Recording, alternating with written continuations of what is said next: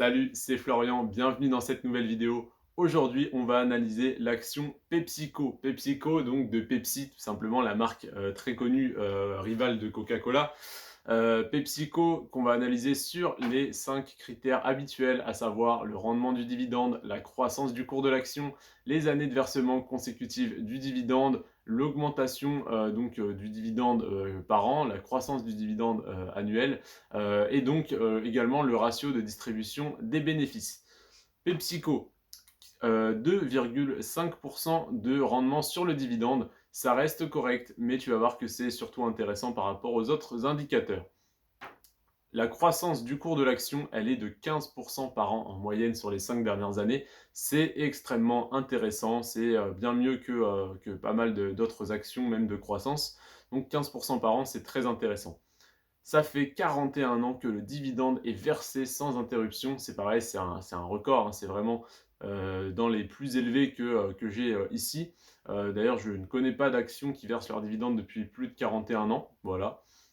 N'hésite pas à me faire part si tu en connais. Du moins, je n'en ai pas dans ma liste. Alors peut-être qu'il y en a, mais que le dividende est très faible. Enfin, peu importe. En tout cas, 41 ans, c'est vraiment énorme. Le dividende est en croissance de 7% par an en moyenne. C'est pareil, c'est très très bon, 7%.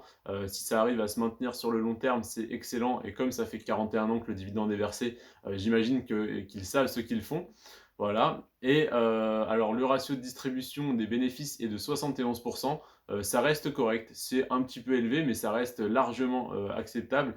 Et en comparaison, je t'ai présenté il y a 4 vidéos Coca-Cola. Coca-Cola qui a un ratio de distribution des bénéfices de 82%. Donc comme ils sont dans le même secteur, on peut comparer.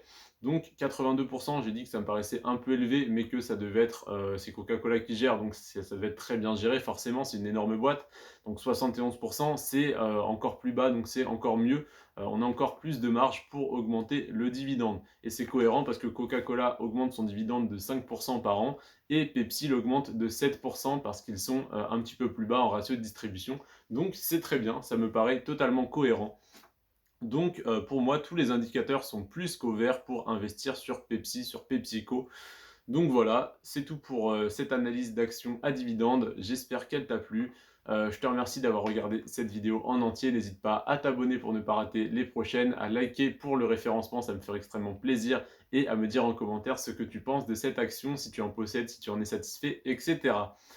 Je te remercie d'avoir regardé cette vidéo. Prends soin de toi et de tes finances. Ciao!